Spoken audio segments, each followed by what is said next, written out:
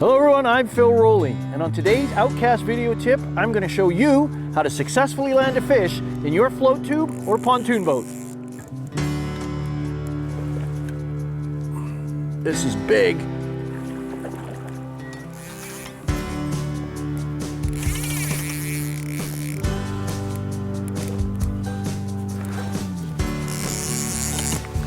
Keep it on the reel.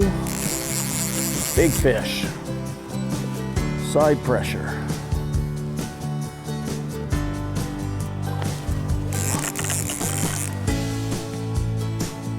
Holy smokins.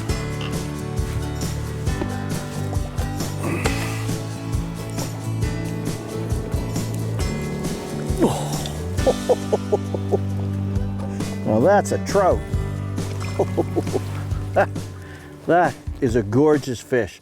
On today's video tip, we're going to talk to you about the equipment you need, the techniques you need to successfully catch, land, and release a fish like this.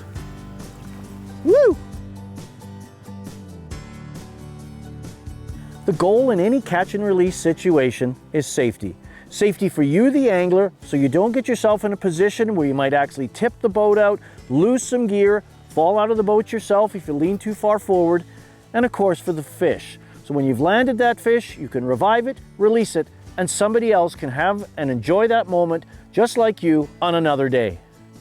So to catch and release fish efficiently, there's a few pieces of equipment to think about. First of all, your landing net. I like a long-handled net that extends my reach, buoyant construction, so if I'm managing a big fish, I can actually lay the net in the water and use both my hands to manage the fish without the worry of the net sinking.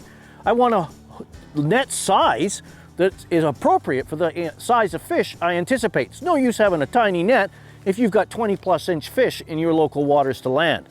And fish-friendly soft cotton mesh or rubber so you don't remove any scale or slime from the fish and damage its immune system. The next thing is your umbilical cord, because when you're landing a fish, you want to clip this to your rod so it doesn't accidentally slip overboard. You have peace of mind. Your rod is managed and in control, not going to disappear on you, and you can focus your efforts on reviving and releasing that fish. Let's put this all together. After the initial hook set, it's time to try and gain the upper hand.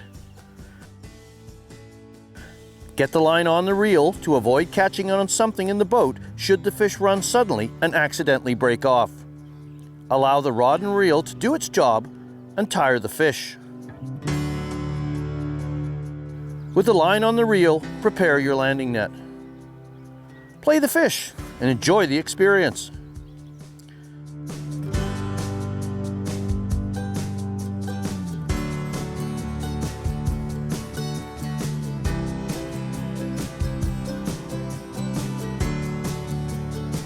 Sometimes you gain the upper hand, but a moment later, the fish can counterpunch and regain control.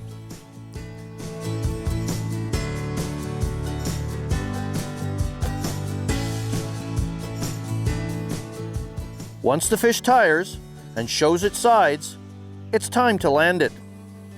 Or at least try to land it. Lead the fish to the net.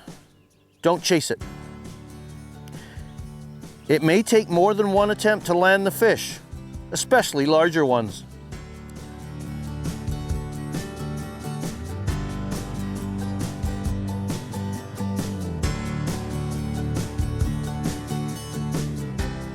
With the fish safely in the net and in the water, stow and secure your rod.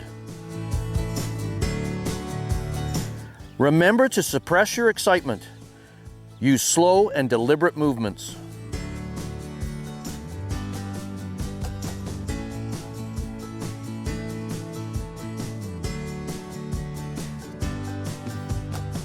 Remove the fly and get it out of harm's way. Sometimes the fish won't cooperate. Be patient.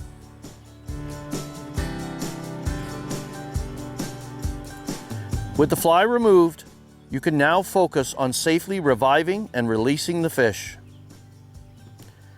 Be sure to wet your hands. Support the fish in the water until it is recovered. Give the fish time to recover. It may be necessary to brace yourself, as I'm doing here. Avoid keeping the fish out of the water for prolonged periods of time. Let the fish swim away and cherish the moment.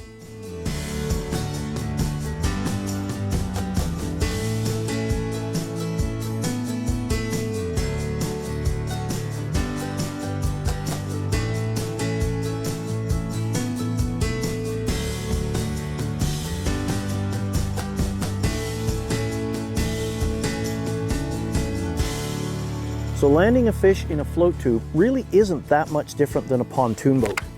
The biggest difference, of course, is the size.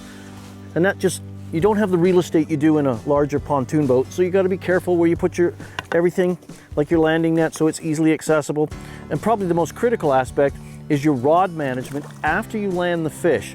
The use of that umbilical cord is critical, because there's more risk of your rod disappearing over the side of the boat. So we've got this fish in the net.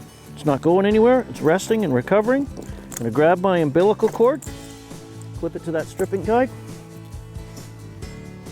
My rod is secure.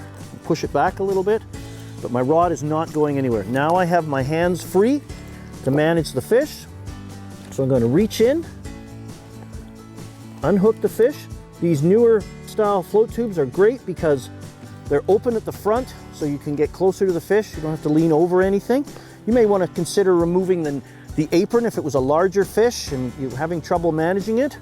But this little guy, he's in our beautiful little net here. He's recovering. I don't need to touch him, and I can just let him swim out when he's good and ready. There he goes. So you can see, not that much different than a pontoon boat. A float tube or a pontoon boat is an excellent platform to fish out of on any lake. On today's video, we've shown you just how easy it is to catch, revive, and release a fish so you can enjoy that fish or others can enjoy that fish the next time you're on the water. For more information on the products and accessories used in today's video, please visit us on the web at outcastboats.com, and don't forget to follow us on Facebook, Instagram, and YouTube. Now let's see if we can catch another fish.